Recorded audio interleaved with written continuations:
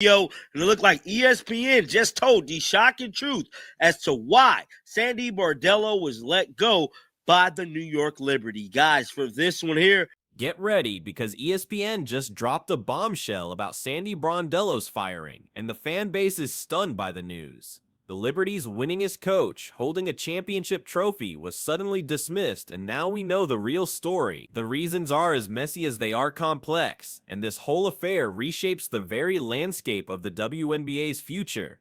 The New York Liberty have let go Sandy Brondello. Well, in their terms, they will not renew her contract. In our eyes, they parted ways. She was fired, essentially. But not as bad as being fired, I guess. But that's just how we talk out here. Nonetheless, I'm shocked. She's been a coach there for 4 seasons. You look at the past 3 seasons, she made it to the finals in her 2nd season. She won the finals in her 3rd season, and they lost in round 1 this year. Outside looking in, you look at this franchise and you see that's a successful franchise. New York is a powerhouse in the W right now. So what is the issue? What is the front office looking at? What are the ownership?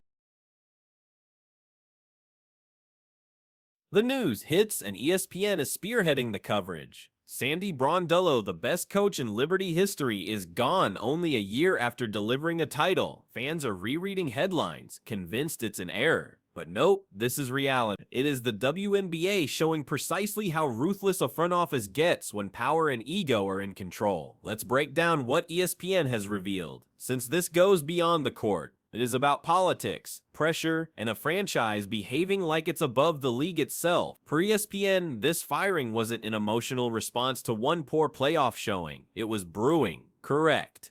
Sandy Brondello could have been out last year if she didn't win the title. It was championship or nothing, for real. Winning the title, what exactly led to the parting of ways between the Liberty and Sandy Brondello here? Well, Malika, I know you guys talk about this a lot in the NBA and in other sports, but it was really championship or bust for New York and for Sandy Brondello. And in fact, if they hadn't won the championship... So somebody please explain how that computes. You hire a coach.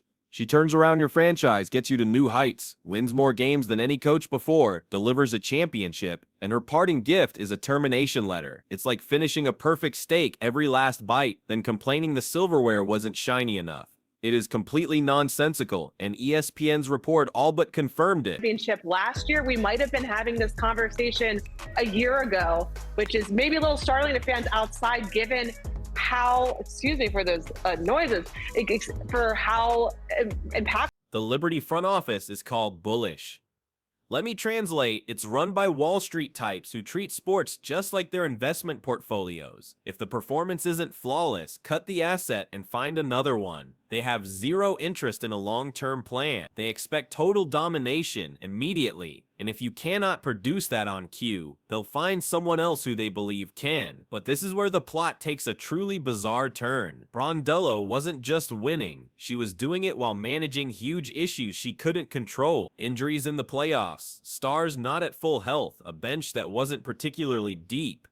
Even with that, she coached them to the finals and won the entire thing. Yet the front office managed to frame that as a negative. According to ESPN's reporter Alexa Philippou, the leadership had already determined before the playoffs it was a title or else situation. That meant if New York failed to secure back-to-back championships, Sandy was done. Just let that sink in. Well, she'd been for that franchise, but that is how bullish this organization is in New York, and how their ownership and management really are looking to just continue upon that success that they were. Even after delivering their first ever championship in franchise history, she was being evaluated on whether she could do it again right away. The expectation was set so unbelievably high that failing was the only logical result. It is nearly a joke. Other organizations are pleading for a coach with her resume. 40 playoff wins, titles with separate franchises, known for achieving player buy-in without being a dictator, and yet New York reviews that record and just shrugs. Appreciate it, but we are moving in a new direction. It's like firing your chef just after he wins you a Michelin star because the garnish on the 7th course wasn't quite right, and the timing,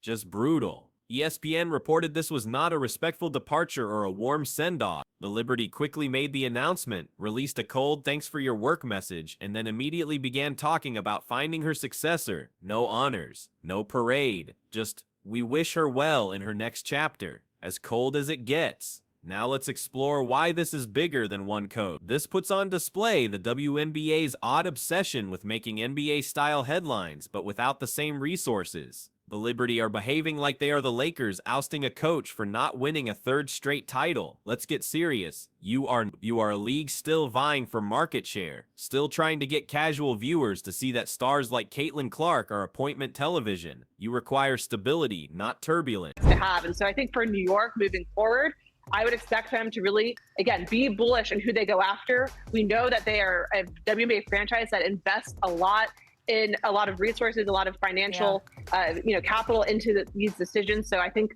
it wouldn't be shocking, though, if they decide to go after maybe someone in the NBA, someone that we might be a little bit more of a non-traditional hire. I do think Sandy Brondello has a great shot of getting hired again. We know what she has done in this league. We know that there's openings in Seattle, for example, in addition to the two. And speaking of Caitlin Clark, we cannot overlook her role in this. Caitlin has completely upended the WNBA's existing power structure. Now in year 2, she's no longer just the rookie sensation, she is the league's icon. Everything she does is scrutinized, and when a person like Sandy Brondello compliments her, or simply notes her influence, it makes the old guard uneasy. The battle over who gets the credit suddenly becomes more important than winning games. This is what ESPN implied without saying it explicitly. Brondello's candor in praising Caitlin and noting her impact on the league just rubs certain powerful people the wrong way. The Liberty demand that their stars, Breanna Stewart and Sabrina Ionescu, be the unchallenged faces of the franchise and possibly the league. A coach who recognizes Caitlin's cultural weight doesn't quite fit the "we're the center of the basketball universe" image the Liberty is selling. And this is the part that gets really interesting. Breanna Stewart has just a 1-year deal, so she can leave. Imagine this, the Liberty get rid of their championship coach to make some weird power play, and in doing so, they push away the very star who gave them their legitimacy. ESPN even entertained the notion of Stewart leaving, and if she does, New York freefalls from a powerhouse to a rebuild instantly. That is the gamble they have taken, and it is just wild. In the meantime, people around the league are speaking up. Becky Hammon said on the record she didn't like the decision. That is significant. When a revered coach calls your move a bad one without saying so, you should probably reconsider your choices, but the Liberty are not hearing it. They are too busy acting like brilliant strategists while they're just upending the entire board. And then we have the next big question. Who is going to replace Sandy? ESPN proposed the Liberty could search outside the WNBA, perhaps for an NBA assistant, because nothing screams stability like giving a veteran-filled roster to a coach who's never been inside a WNBA locker room. That's like giving the wheel of a Formula One car to a person who's only driven bumper cars. It's reckless, but New York loves the splashy move. The great irony in this is that Sandy Brondello will be perfectly fine. She'll find a new job. Seattle is hiring. Expansion teams are on the way. She is far too respected to be out of work for long. So the Liberty are not just losing their coach, they're handing a direct competitor a championship-level asset. Just picture Sandy taking over and leading Seattle to a title. That would be the greatest revenge story, and ESPN would have a blast covering it. Sat down with ESPN to give us an update as to why Sandy Brondello will let go. And what's crazy about all of this in this interview that I'm about to show you guys is that Sandy Brondello was supposed to be fired last year, but she actually won the WNBA championship. New York Liberty just fired their head coach. People are confused as to why, because they won the championship last year. They made the playoffs this year. In sports, there's always a scapegoat when things aren't going the way that they wanted it to go. Clearly, in New York, the standard has been raised. As Coach Tibbs learned with the New York Knicks, making the playoffs does not guarantee that you are safe anymore. They have raised the standard. They're sending a message to the fans, to the team, saying, we don't want to just go to the playoffs. We need to go to the finals and we need to win. So if it's not the players on the court that are changing, it's got to be the coaching staff. So unfortunately, that did mean Coach Sandy Okay, let's quickly review the Liberty's actual performance under Brondello. ESPN provided the numbers. In 2022, they were 16-20. Not amazing, but that was a rebuilding season. In 2023, they shot up to 32-8 and played in the finals. In 2024, they were 32-8 again and won the championship. And in 2025, a first-round loss at 27-10, mostly because of injuries. That's the resume that gets you canned? Please. Coaches with half of that success get lucrative extensions and statues. This is why the fans are so mad. The dismissal is not a basketball move. The move only makes sense if the Liberty's front office prioritizes optics over actually winning games. They're trying to be the glamour franchise, the league's marquee team, the organization that flashes its cash. But instead of building from a stable position, they've invited chaos. And chaos is almost never a path to victory. Just think of the signal this sends to the players. The athletes are supposed to trust the front office, buy into the culture, and see that their hard work pays off. Instead, they just witness their coach, the one who led them to a title, get discarded like yesterday's news.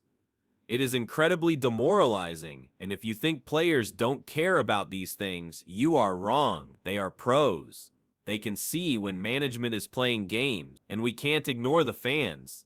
ESPN's reporting reflected the universal shock. Social media lit up with Liberty fans calling it a betrayal, ridiculous, or even self-sabotage. Some even said they won't support the team with this ownership in place. That shows how badly this has misfired. The Liberty assumed they were making a strong statement. Instead, they just pushed away their own supporters.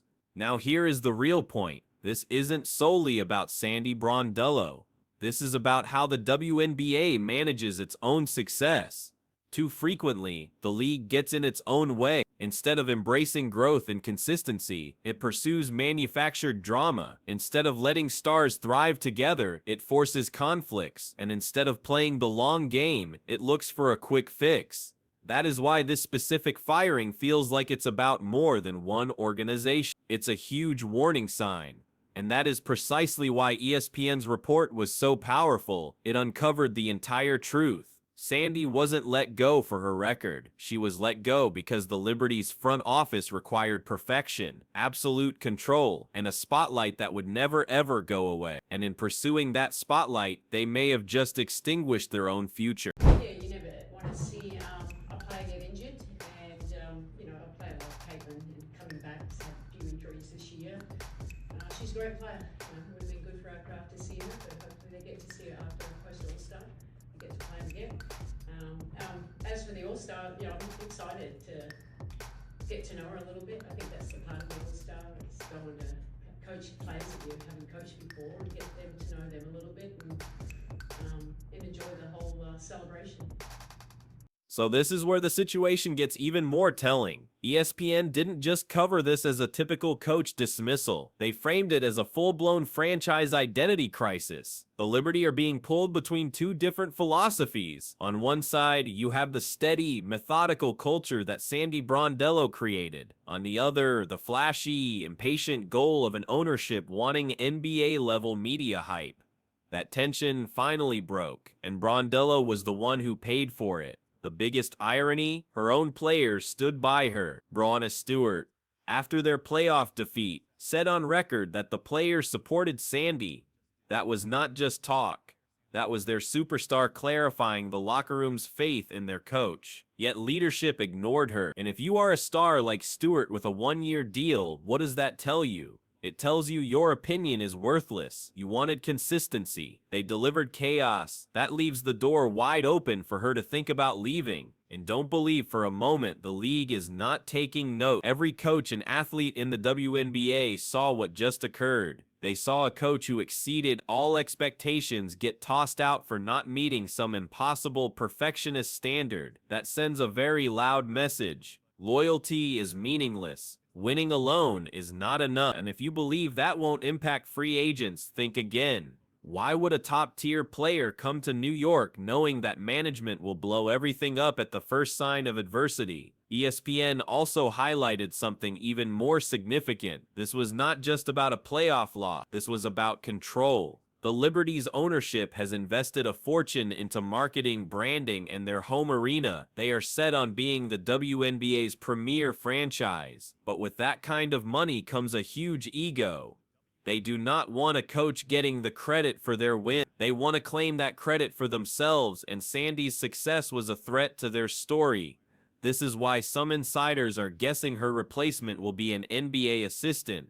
Not for strategic reasons, but because it's a flashy move. It gets headline. It reinforces the New York swagger persona. But there is a problem. The players do not care about a flashy hire. They care about trust, stability, and a coach who can lead them through a long season. Brondello already demonstrated she could do it. Her successor is walking into a very tough spot. And do not forget, expansion is on the horizon. Seattle has a vacancy. 2 new franchises will need leaders. ESPN was unambiguous. Sandy Brondello is going to get offers, and this is the part that could be very entertaining. If she signs with one of those teams and wins, the Liberty will be the laughingstock of the league. Imagine New York fires her just to see her build a new dynasty somewhere else.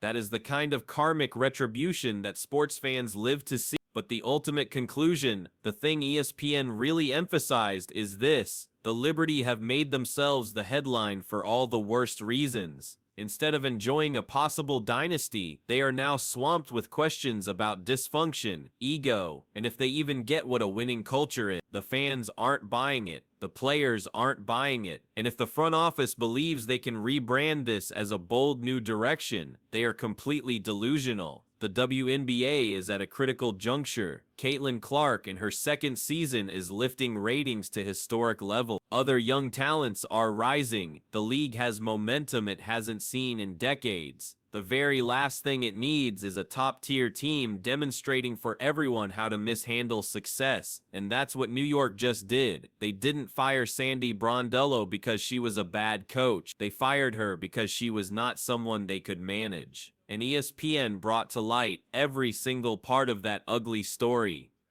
So what is the takeaway? We have a league that just saw its model franchise crumble under the weight of ego. We have a coach who was done wrong now being recruited by other teams. And we have fans left to wonder if the Liberty just blew up their own future just to maintain an image. ESPN's report laid out what actually happened, and the Liberty now appear more volatile than ever. Sandy Brondello brought them a championship and was still kicked to the curb. Fans are owed more than just executive-level politics passed off as basketball moves. Leave your take in the comments below, smash that like button, and be sure to subscribe so you don't miss our next breakdown.